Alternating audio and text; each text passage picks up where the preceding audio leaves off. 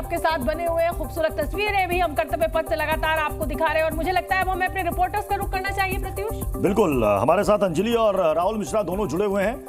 अंजलि, जरा वहां की तस्वीर दिखाएं, क्योंकि गणतंत्र दिवस की झांकियां और परेड देखने के लिए वहां पर लोगों की भीड़ तो हमें नजर आ रही है, लेकिन सिक्योरिटी व्यवस्था कैसी है, जरा तस्वीर अगर आप दिखा पाए तो। बिल्कुल प्रत्युष, आपको सीधे तस्वीरों के जरिए दिखाते, देखिए किस तरह से सुरक्षा व्यवस्था के जो कड़े इंतजाम किए गए हैं। ये दरअसल तिलक मार्ग है और यहाँ पर इसी रास्ते से होकर परेड जो है वो गुजरेगी। तो तिलक मार्ग से होकर बहादुर शाह जफर मार्ग आगे की ओर, ITO की ओर ये परेड जो है वो जाएगी। और आप देखेंगे जगह जगह बैरिकेड जो है वो कर दिया गया है। तमाम वाहन, चूंकि एक बार जैसे ही परेड शुरू होती है तो इन वाहनों की आवाजाही भी बंद हो जाएगी। पर बात करें अगर तिलक मार्ग की, तो यहाँ पर चूंकि कर्तव्य पथ से सीधा यही रास्ता जोड़ता है, तो यहाँ पर इस रोड को पूरी तरह से बंद कर दिया गया है। सुरक्षा कर्मी चप्पे चप्पे पर तैनात है। अकेले बात करें अगर नई दिल्ली इलाके की, तो 15,000 पुलिस कर्मी सिर्फ नई दिल्ली इलाके में तैनात किए गए हैं। अंजलि, मुझे ये बताइए कि यहाँ तिलक मार्ग पर भी दोनों तरफ लोगों का जमावड़ा इकट्ठा हो जाता है। भाई, जिन लोगों को कर्तव्य पथ के पासेस नहीं मिल पाएंगे वो परेड का आनंद यहाँ से लेते हैं, तो क्या यहाँ पर भीड़ जुटना शुरू हो गई है? जरा जल्दी से कैमरा घुमा के दिखाइए तो। बिल्कुल शोभना जी, मैं कैमरा पर्सन रंजन से आग्रह करूंगी, वो देखिए वहां पर इकट्ठा होना शुरू हो गए हैं लोग। और अमूमन ये जो गलियारे आप देख रहे हैं वहां पर थोड़ी थोड़ी भीड़ इकट्ठी होनी आपको दिखाई दे जाएगी। लोग पैदल चलकर पहुंच रहे हैं। सिर्फ इस तरफ ही नहीं बल्कि रास्तों के दोनों तरफ भीड़ जो है, आप सही कह रही है कि हमेशा यहाँ पर भीड़ खड़ी हो जाती है। ठीक है अंजलि, आप नजर बना के रखिए और मैं जल्दी से अब रुक कर लेती हूँ। मैं रुक कर लेती हूँ जल्दी से आपका सर।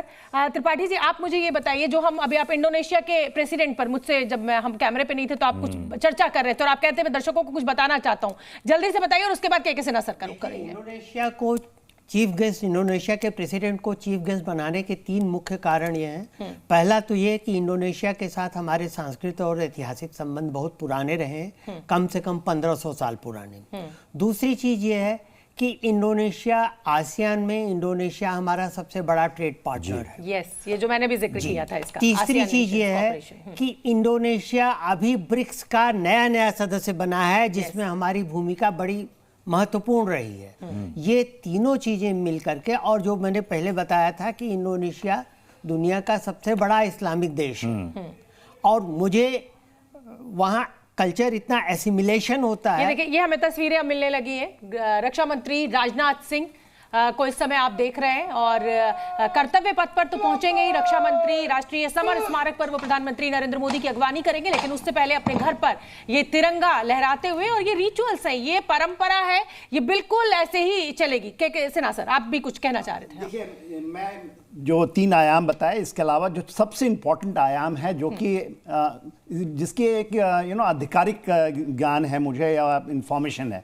देखिए, लुक ईस्ट पॉलिसी में सबसे इम्पोर्टेंट है, जब हम ईस्ट की तरफ लुक करने के बाद ईस्ट एक्ट करने की बात करते हैं। तो उसमें देखिए, इंडोनेशिया में 4 मेन स्ट्रेट्स हैं, मलाक्का स्ट्रेट, सुंडा, लैम्बॉक स्ट्रेट एंड स्ट्रेट्स का क्या महत्व है जो आप देख रही हैं यमन में हो रहा है, जो ब्लॉक हो रही है। मलाक्का डिलेमा कहते हैं चाइना के लिए। तो और इसी के ऊपर में आपने सुना होगा कि चेन्नई से व्लादिवोस्तोक तक हम एक रूट खोल रहे हैं रशिया के साथ। बिल्कुल। उसके अंदर में ये जो 4 जगह हैं जहां की इंडियन नेवी, सितवे को हमने पकड़ लिया है म्यांमार में, और ये 4 पकड़ने हैं और ये उनसे मिलके ही, क्योंकि यही कारण है, मेन कारण ये है। और उनका डिलेमा, चाइना के जो डिलेमा है Malacca dilemma, Malacca straight absolutely छोटी सी पैसेज है, तो बहुत बड़ा गेम है और हिला हुआ है चाइना इसके बाद। मलाक्का हाँ, ये मेन है। और जो चीज आप बता रहे हैं, नेवी सही नब्ज पकड़ी के सिन्हा सर आपने जी, सही नब्ज पकड़ी आपने कि आखिर मतलब और इंडोनेशिया बड़ी बात जी, ये जो है ये प्रेसिडेंट साहब, ये 4 स्टार जनरल हैं थे और बहुत स्पेशल फोर्सेस के हैं ये जी। मैं इनके साथ, जब मैं एडीजी इन्फेंट्री था, इनके साथ मैंने ऑपरेशंस में हिस्सा लिया है। ये देखिए कितनी ये लाल चौक की तस्वीर, बिल्कुल, और ये लाल चौक की तस्वीर सामने आ रही है। और इस वक्त गणतंत्र दिवस पर दिल्ली में कड़ी सुरक्षा व्यवस्था की गई है। 60,000 से ज्यादा जवानों की तैनाती है। दिल्ली से सटी सीमाएं सील कर दी गई हैं। अर्धसैनिक बलों की भी वहां पर तैनाती की गई है। आपको अपने संवाददाता राहुल मिश्रा की एक छोटी सी रिपोर्ट दिखाते हैं। गणतंत्र दिवस की सुरक्षा को लेकर के सुरक्षा व्यवस्था खासा चाक चौबंद किया गया है।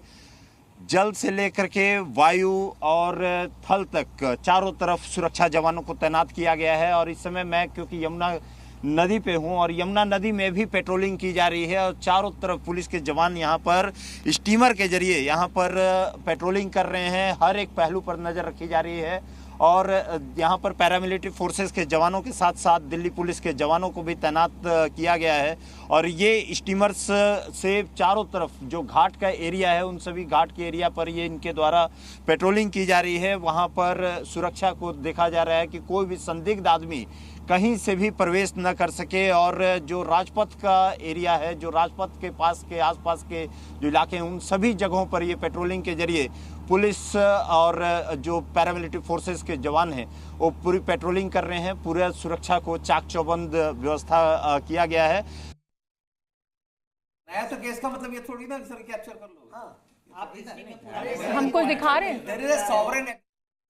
तो देखिए, हमने चर्चा की कि आज इंडोनेशिया के राष्ट्रपति अगर भारत के इस मंच पर गणतंत्र दिवस का हिस्सा बनने आए तो उसकी क्या अहमियत है। तमाम डिफेंस एक्सपर्ट्स ने हमको समझाया, चाहे वो आसियान देशों के नजरिए से हो, चाहे वो लुक इस पॉलिसी को लेकर हो। तो ये चर्चा तो हमने की, लेकिन आज का जो दिन है वो सैन्य शक्ति का दिन है, सैन्य ताकत का। जो हम सामरिक दृष्टि से जो हमारे संबंध है और हमारी जो ताकत है वो आज कर्तव्य पथ पर देखने को मिलेगी। मुझे लगता है जल्दी से दीपक वोरा जी का मुझे रुख कर लेना चाहिए। दीपक वोरा जी, सैन्य शक्ति और सामरिक दृष्टि से आज का दिन बहुत अहम भारत के लिए। हालांकि मैं ये नहीं कहूंगी कि दुनिया के और देशों को आज ही पता चलेगा हमारे पास क्या है ताकत, उनकी जो इंटेलिजेंस है उनको पहले से पता होता है। लेकिन अगर हम आज इस परेड के रूप में उस ताकत को यहां दिखाने जा रहे हैं तो दुनिया को कहीं ना कहीं बढ़ते हुए भारत, विकसित भारत की तस्वीर दिखाने की कोशिश।